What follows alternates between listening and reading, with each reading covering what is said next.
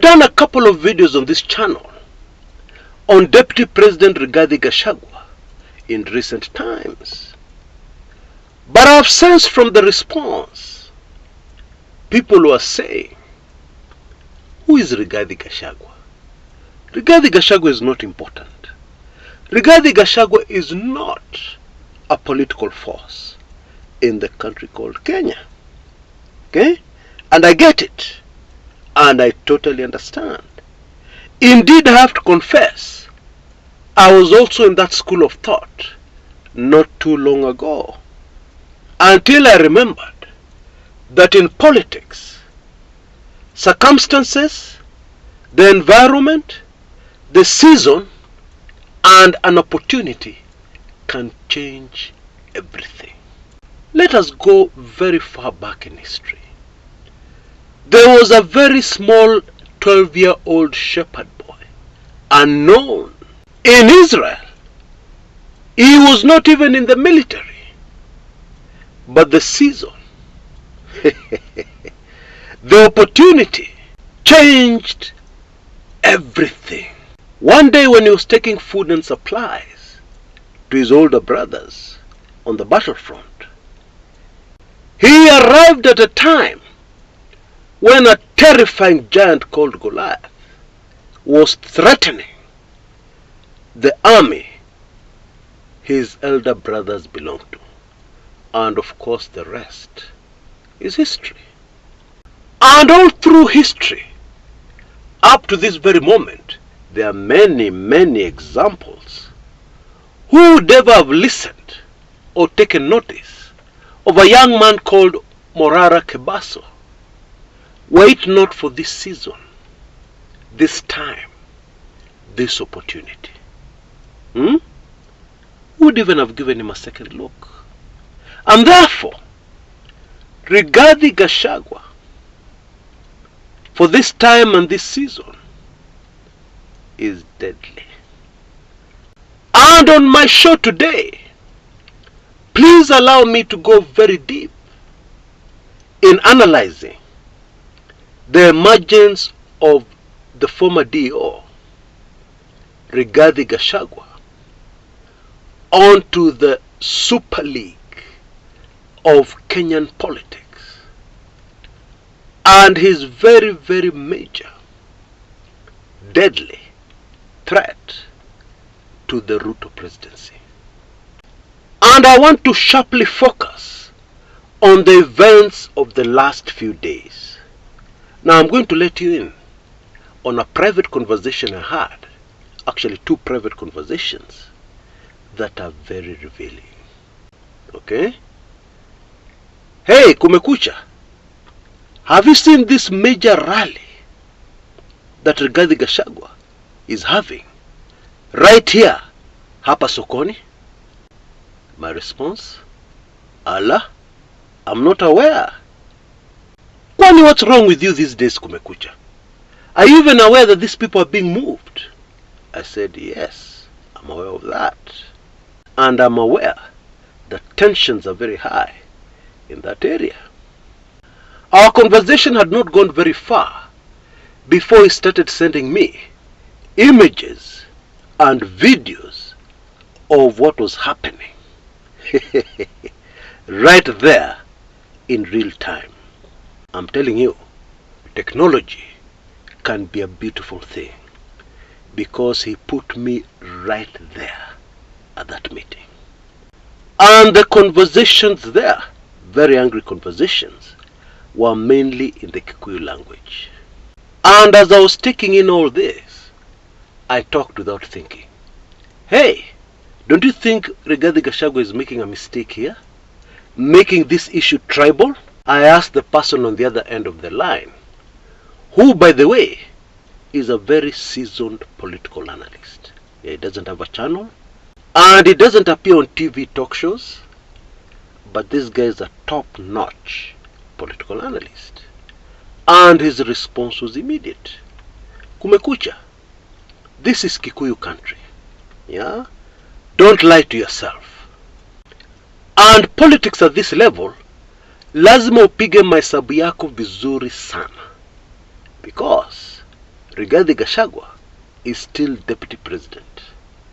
There is a very thin line between him doing something that is inappropriate and making a smart move that will get him closer to his objective against the Ruto presidency. Gachagua represents the Mount Kenya region. He has for now to stick to that constituency. Immediately he steps out of that constituency, complications become many. For him to be effective, it has to remain a Mount Kenya versus Ruto duel. It must remain like that. And how the Mount Kenya region has gotten a raw deal in the unity government of Kenya Kwanza and William Samoei Ruto. Now that is an analyst talking. It all makes perfect sense. And what he told me next made me stop everything else I was doing and start putting all my attention on Rigathi Gachagua. What did he say? Let me quote him. By the way, Kumekucha, are you aware that Rigathi Gachagua is appearing tonight on an interview, live interview, on Citizen TV? And Citizen TV has interrupted their usual programming to accommodate this interview, starting at about 7 p.m. I said, huh? He continued, obviously, this is a very well choreographed move. This is something which is very well planned, expertly executed. And now, my dear Kumekucha, you'll have to figure out how watu wanataka nini and who exactly has sponsored this thing. Hey, that was the conversation. And now, let us get down to breaking this whole issue up, analyzing it until it cannot be analyzed anymore. Okay. By the way, stick with me, because towards the tail end, I am going to unleash a bombshell, a mother of all bombshells, the game changer in this Rigathi Gachagua manenos. That is going to be quite something. Okay? And so that is something for you to look forward to. I don't want us to go around in circles. I want us to remain very focused. And so we're going to focus on the most important questions here and answer them directly. And all these questions are about what Rigathi Gachagua's real motive, his end game, in these moves he's making, that have finally started attracting the attention of even those who had around Rigathi Gachagua, because he's not a political force, like yours truly, and I'm sure many other serious analysts right across the country. So all the questions are going to be focused on, what is DP Gachagua really up to? The first question, does Rigathi Gachagua want to be president, take over from Ruto, before Ruto's term ends? By the way, that is something that is not so far-fetched, because the man is so close to the center of power. All it would take is a successful impeachment against Ruto as president. Game short. Question number 2. Or is Rigathi Gachagua simply preparing his defense against the upcoming impeachment motion against him? Question number 3. Or is all this about something else which people have still not seen? Question number 4. Or is this about all of the above? Rigathi Gachagua wants to be president. Rigathi Gachagua in the process will defend himself against the impeachment motion. That, as I announced on this channel, is at a very advanced stage. And also, there are other factors that most of us have still not seen? That is question number 4. In fact, these are the exact questions I have put in a poll on our community page. You can head there after this show and see what the views of Kenyans are. Okay? But for now, let us break it down according to the information I have and according to my humble opinion. Now, there are those who believe that this whole Manenos was triggered and escalated by an incident at the airport when President Ruto was leaving for China, where the president lost his temper and told off Gachagua in front of so many people who had come to see off the president. Okay, for starters, we know Ruto's temper is legendary. Okay, when he loses it, you don't want to be anywhere near there. Okay, we already know that. At least regulars on this channel know that fact. Okay, and in this case, we are told that what the president was very mad about was what Rigathi Gachagua had said about the Mount Kenya region in relation to the Ruto presidency.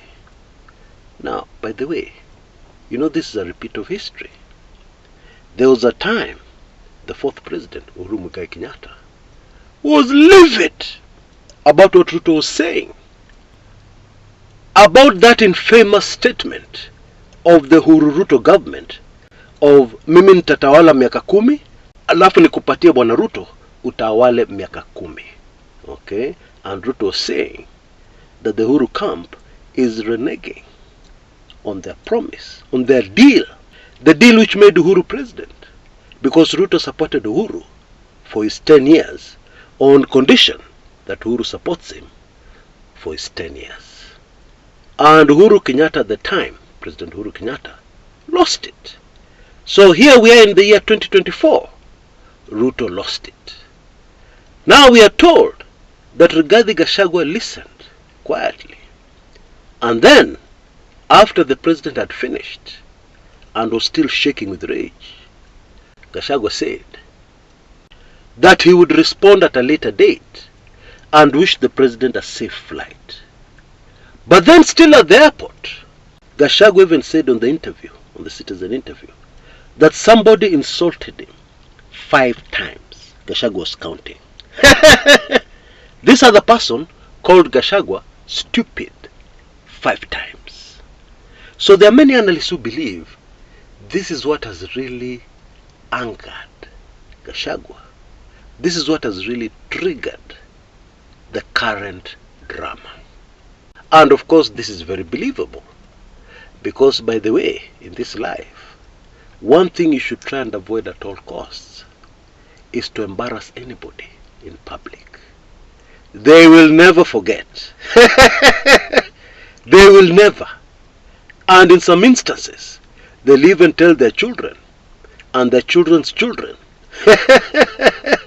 And the ancestors will have problems 300 years from today, just because you embarrass somebody in public. However, in my opinion, things are already boiling before the airport. In fact, what happened at the airport was a symptom of the temperatures between Gachagua and his boss, Ruto. Okay? That is what I believe. Now, before we proceed, I want to share some information. Some information I came across not too long ago that is very, very relevant to what we're discussing here today. It seems that there was a time there was a conversation between Gachagua handlers, and some of his handlers, a significant number, felt that the best route for Gachagua to take is for him to resign. Gachagua's resignation, when things are so shaky for the Kenya Kwanza regime, may be just the thing that would be required to tip over things and remove Ruto from the presidency. And And those who were in this school of thought were very convincing. However, Gachagua's response was very interesting and indeed very instructive. It is said that Gachagua informed his handlers that he has no problem leaving the deputy presidency. That one does not scare him. He does not lose any sleep over no longer being the deputy president. However, Gachagua said that would be the wrong move. Why? Because during the Uhuru Kenyatta presidency, there was a very similar challenge that the then deputy president faced. Okay? And Uhuru people were just waiting for him to resign so that they deal with him properly. Okay? And in fact, the only reason Deputy President Ruto survived during the Kenyatta presidency, despite the many things planned against him, the only reason he survived was that he remained Deputy President. Remaining Deputy President protected him. And therefore, Rigathi Gachagua said it would be a mistake for him to resign.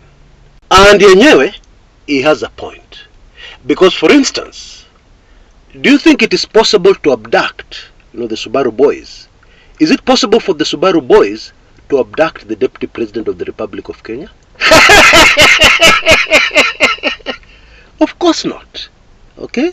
So there is protection in remaining in office. Even when your desk is completely empty, your in tray is gathering dust. There is nothing. No intelligence briefings. You have even been removed from WhatsApp groups. You're nowhere. You have no job. You're just a flower girl. Deputy President, just the title. There is nothing for you to do. If I was Ruto, I would have found a way to keep Rigathi Gachagua busy. I'd have given him a lot of work. Yeah. The saying goes, an idle mind is the devil's workshop. So here you have a very high-ranking government official who is idle. What do you expect? Obviously, he is going to create work for himself. Like rallying the Mount Kenya region against your presidency, which is exactly what has happened. And this, in my opinion, exposes one of the biggest weaknesses of the Ruto regime. They are petty. Yeah? And they don't think through their actions. In fact, if you analyze every wrong move, everything that has gone wrong with the Ruto presidency, you will still come back to that statement. Somebody did not think through their actions. You are a husband, head of the house, and your wife annoys you so much that you decide to teach her a lesson. Petty. Okay? And so, you go and get your girlfriend, and then you carry her, and you bring her right inside that house to teach your wife a lesson. However, you have not thought it through. You forgot that you have children. And this thing is going to fix your wife all right. Yeah, you're going to get the reaction you want. You're going to hurt her in the way you want to hurt her so that you feel good. That is true. However, what is going to happen to your children? The damage you will cause to your children, they will carry with them to their graves. Okay? You didn't think through your actions. You let your emotions rule. And this is the problem with the Ruto presidency. Virtually all their decisions, you'll need to remind me of any decision they have made where they have thought through things. They always make decisions and then somewhere down the road they review a few things. Why? You're supposed to think through exactly what you're going to do. You're supposed to anticipate any problems down the road. But these guys are in a rush. Implement it without thinking it through. And here are the consequences. This government is not going to last. How does a government that fails to think things through last anywhere in the world? How? It's impossible. And I will tell you what annoys Ruto handlers the most. ile kitu Gachagua usema ambaye inachokoza nyuki. When Gachagua says or implies that it is us, Mount Kenya, who made you president, when they tell Ruto that, Now, why does that annoy the Ruto camp so much? The answer is obvious. The truth is, Rigathi Gachagua and Mount Kenya votes did not make Ruto president. Okay? That is why it annoys them so much. So what made Ruto president? If it was not Mount Kenya? Because we are told he received more votes from the Mount Kenya region than from anywhere else in Kenya. Yeah. So what is Kumekucha talking about? I'll tell you. What made Ruto president was rigging. And most of the votes which were stolen to make Ruto president were from the Mount Kenya region. Because you'll remember, it was all over our TV screens. There was a very low turnout in the Mount Kenya region. Nobody turned up to vote. In fact, if you compare the video clips and the results from the Mount Kenya region, you'll immediately notice there is something very wrong. And the truth of the matter, it is in fact Raila Odinga who won the Mount Kenya region in the presidential elections of August 2022. That is a fact. And therefore when Rigathi Gachagua comes around and starts talking down to Ruto, while being very careful to still call him his boss. You know, you can talk down to somebody, but you're still calling them sir, boss. For example, you can tell your boss, you don't know what you're doing, sir. Sorry to tell you this, sir, but I know much more about this than you, sir, my boss. That's what I'm talking about. And so when Gachagua talks down to his boss and insinuates, you would never have seen the presidency without me and my votes from Mount Kenya, you can imagine, and now you can begin to understand, why that makes Ruto see red. And you see he's in a very tight position.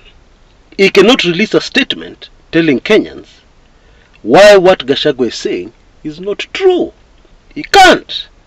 He will be spilling the beans against himself, and so he can't. So he can only keep quiet and get very angry. And so, let us now answer those questions we asked, those 4 questions we asked at the beginning of my show. Actually, the right answer is number 4. Okay? All of the above.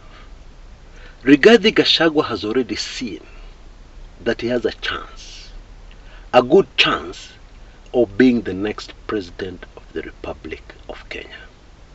And the environment favors him. Okay? Simply because anti-Ruto sentiments in the country called Kenya, the numbers are there from every corner of the Republic. And therefore today, if Kenyans were asked, who would you prefer as president, Ruto or Gachagua? You can be sure, despite Gachagua's weaknesses, despite the fact that Gachagua has no charisma, doesn't matter. The vast majority of Kenyans, if you ask them right now, they will tell you anything, anybody but Ruto. That is the truth.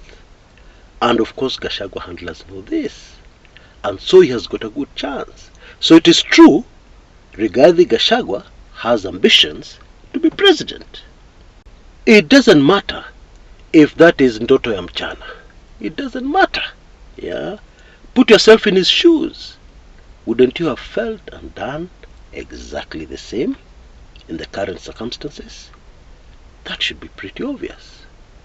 And this also explains very neatly the propaganda released by Tumbi and his team some time back, especially on Twitter, where they were trying to tell Kenyans why Gachagua would be a much, much worse president than Ruto is. They were trying to tell Kenyans you'd be jumping from the frying pan into the fire. Yeah, this was state-sponsored propaganda. Okay? Why sponsor this propaganda? Why? Just ask yourself. Unless people had already seen the gap that Gachagua wants to take. Pure and simple. Number two, and in making all those efforts to get into the presidency, Gachagua would also at the same time be defending himself against this upcoming impeachment motion. In fact, there are whispers around Gachagua handlers that they can easily turn this impeachment motion against Rigathi Gachagua to an impeachment motion against President Ruto.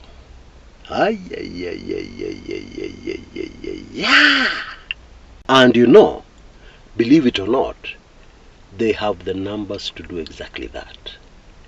You see, the only thing which is holding back some legislators is something called fear. Okay? There is a lot of fear. People fear Ruto. Okay? And they fear the consequences of them crossing Ruto. However, as we have seen historically in politics, that fear can vanish overnight. How so? When people see the possibility of them winning. Okay, you fear something, but then you're convinced that if you do 1, 2, 3, 4, you'll be able to make the power of that fear go away. Yeah, because when the person is no longer president, there should be nothing more for you to fear. That is a very worrying factor. Okay? Because Ruto handlers are very much aware of it. I happen to know. Bottom line, the Gachagua impeachment motion suddenly turning to a Ruto impeachment motion, sio ndoto ya mchana. It is a possibility. Yeah? And that possibility, in my opinion, is growing by the day. As the troubles and the crises and everything else piles up for the Ruto presidency.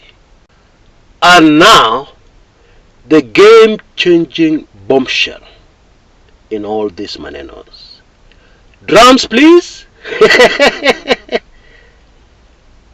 That bombshell is the fact that there is emerging and increasing evidence that Rigathi Gachagua's campaign against Ruto has very powerful backing from a foreign nation. Yeah? One of these major foreign nations that made Ruto president is backing Rigathi Gachagua.